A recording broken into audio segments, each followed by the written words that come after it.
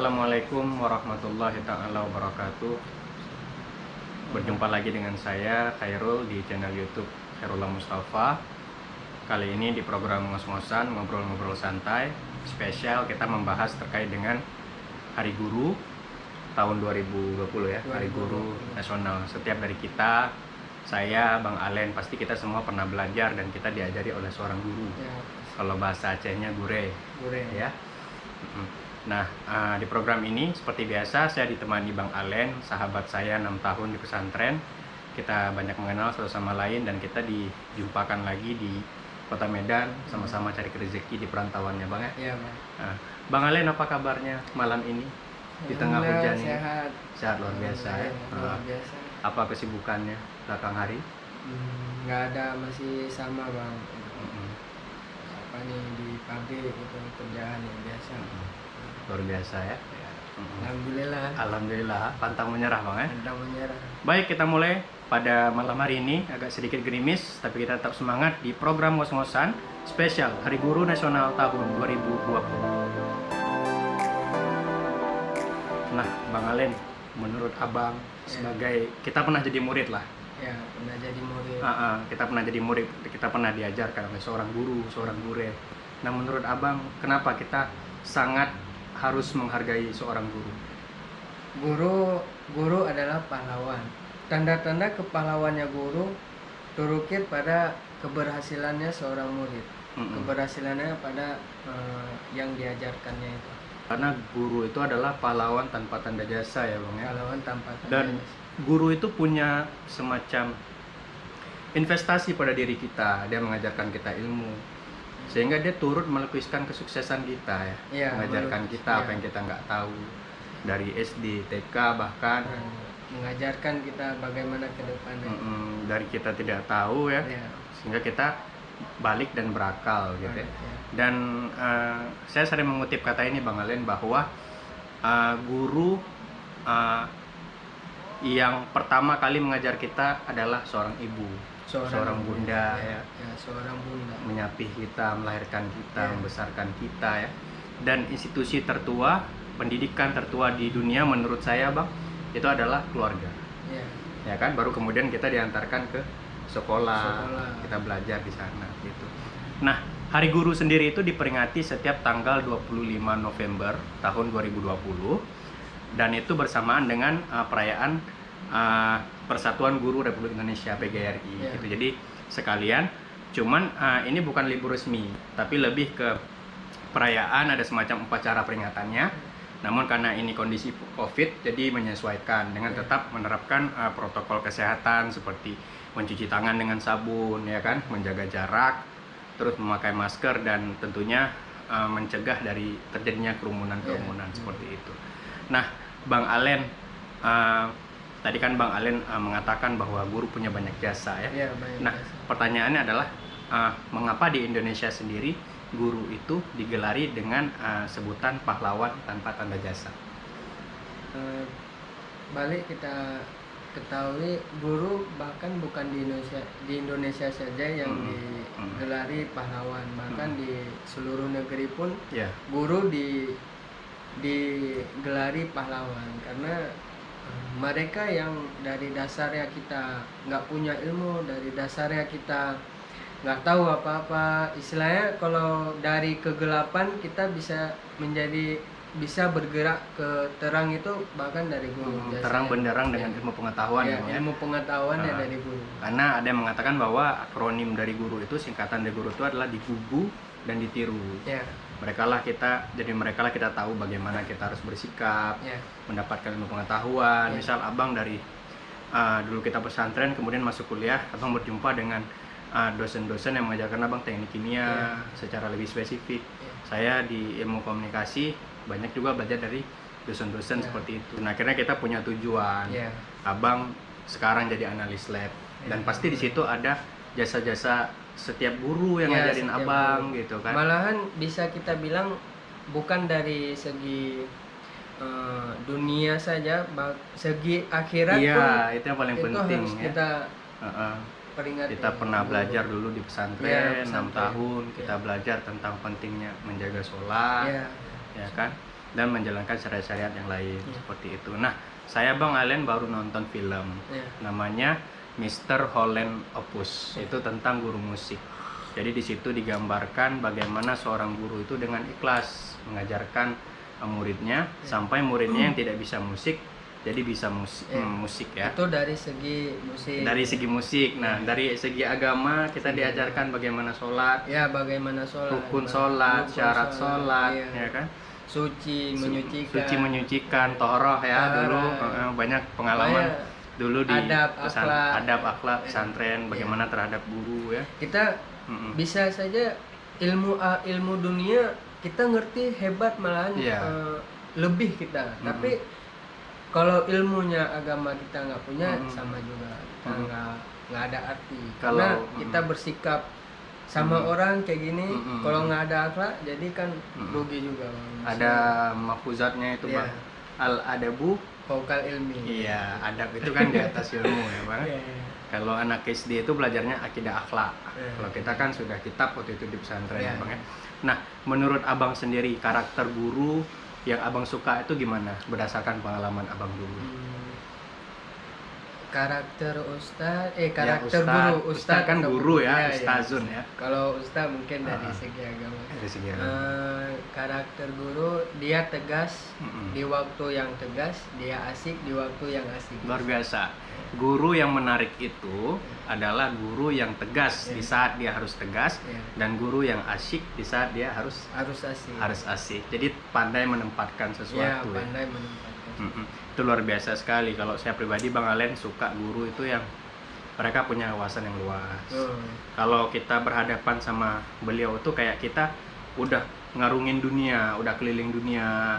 Dia memotivasi ya. Nah, dulu kan kita dapat ustadz-ustadz yang kayak gitu, dan dia itu tahu kalau Bang Alen punya bakat di sini, terus dikembangkannya gitu ya. Nah, kita kan pasti punya guru-guru yang semacam itu. Nah, guru untuk mahasiswa kan disebut dosen nih. Ngomong-ngomong soal dosen.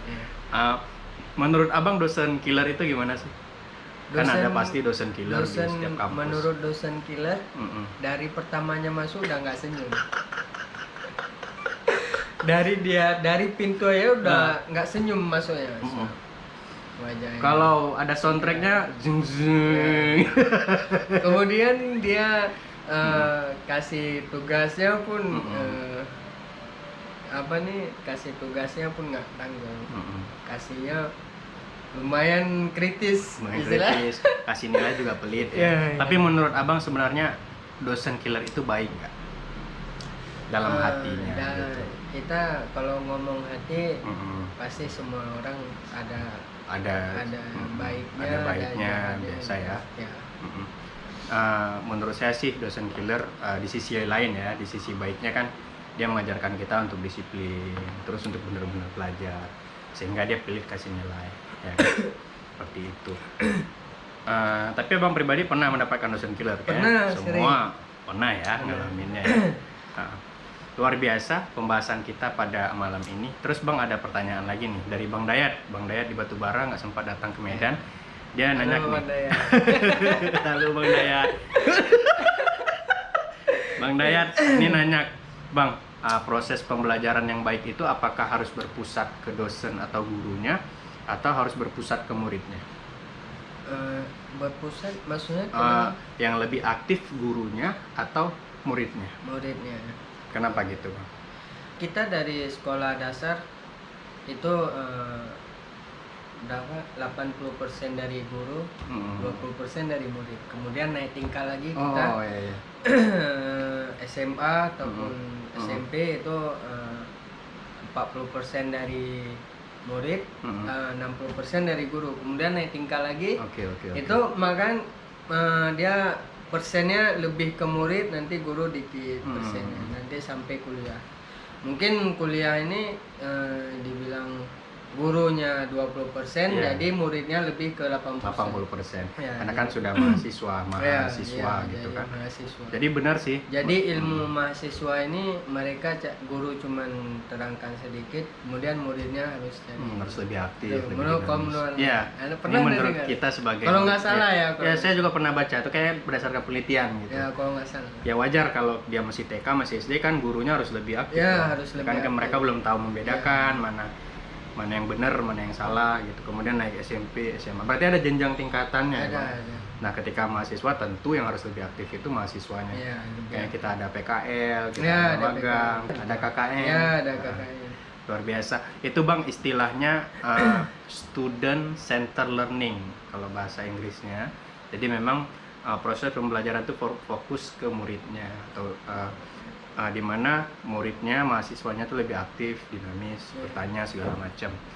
Dan itu memang banyak diterapkan saat ini ya Bang ya. Ya. Khususnya di jenjang mahasiswa gitu. Sekarang ini kalau dibahas masalah guru, ini kan lagi sekolah online. Iya, Menurut abang kayak mana itu ya? Iya, ini kan pandemi ini kan menghantam berbagai sektor ya Bang ya. Ya. Salah satunya juga pendidikan. Saya Guru juga, kalau ngomong antara murid Mm-mm. nggak jumpa langsung kan beda dia. Beda. Jadi kan saya juga sempat nulis ini di blog saya Iya. gitu kan, Khairullah bin Mustafa blogspot.com, banyak membahas terkait Nanti dengan ada di- ilmu komunikasi, nanti ada di link deskripsi. Jadi secara ini berdasarkan teori ya Bang ya. Ya. Kalau fungsi komunikasi secara bermedia itu kurang efektif Bang. Karena kan nggak langsung tatap muka. Jadi dia cuma dapat tataran kognitif aja. Ini anak-anak atau mahasiswa itu cuma dapat secara kognitif. Kalau afektifnya kan kurang, karena kan nggak jumpa langsung seperti itu. Tapi keberadaan pembelajaran daring ini harus kita apresiasi juga. Kalau nggak ya anak-anak juga betulan nggak sekolah, Ya, betulan nggak belajar juga kan. Jadi memang satu sisi bermedia ini membantulah kita di tengah pandemi. Tapi ya tentu kita berdoa segera ke depan, tahun depan kita sudah dapat vaksinnya, Amin. pandemi corona usai, jadi pendidikan bisa Ya. seperti semula lagi lah Amin. bergeliat. Amin, amin ya robbal alamin. Nah, kemudian Bang, pasti kita pernah dengar kata-kata inspirasi atau motivasi dari guru ya Bang ya. Nah, ada nggak kata-kata inspirasi atau motivasi yang sampai dengan sekarang ini, sampai detik ini masih Abang ingat dari guru atau guru Abang lah bahasa Aceh gitu. Jangan melupakan seorang yang telah mengajari kamu, walaupun itu satu huruf saja. Jangan pernah melupakan seorang yang pernah mengajari kamu walaupun itu satu huruf saja ya. Luar biasa. Kalau saya sendiri pernah dapat kata mutiara itu waktu di pesantren Bang. Ya. Ada seorang ustadz, beliau bilang gini, Rul, kalau belajar bisa di mana aja, tapi kalau pengalaman cari keluar. Luar biasa. Terus Bang ini terakhir ya sebelum kita tutup perjumpaan kita pada ngos-ngosan edisi spesial merayakan Hari Guru Nasional tahun 2020. Apa harapan atau salam-salam Abang kepada guru-guru yang mungkin dulu pernah ngajarin Abang sampai dengan Abang sekarang jadi seorang Bang Alen, seorang analis lab di salah satu perusahaan swasta di Kota Medan. Semoga guru di khususnya Indonesia ini semangat terus, walaupun untuk, pandemi. Ya, untuk kemudian jangan pernah lelah walaupun muridnya ya kurang gitu. Tetap harus pertahankan untuk mengajar. Luar biasa. Kami dari kru Forever Freedom, saya Bang Alen selaku video editor Bang ya, sudah banyak mengedit video-video kita, production host dari YouTube ini, mengucapkan terima kasih Bang ya, yang tak terhingga kepada Bapak dan Ibu guru kami yang telah berjuang dalam upaya mencerdaskan kehidupan bangsa ini ya, bangsa Indonesia meskipun di tengah pandemi. Terima kasih Bapak Ibu guru yang telah turut melukiskan masa depan kami. Kami Forever Freedom mengucapkan selamat Hari Guru Nasional tahun 2020. That's all for time being. It is hope that you have enjoyed this video, have understood this topic. Thanks a lot for Mr. Alen. Thank you for coming. And see you. Sampai jumpa di ngos-ngosan berikutnya. Wassalamualaikum warahmatullahi wabarakatuh.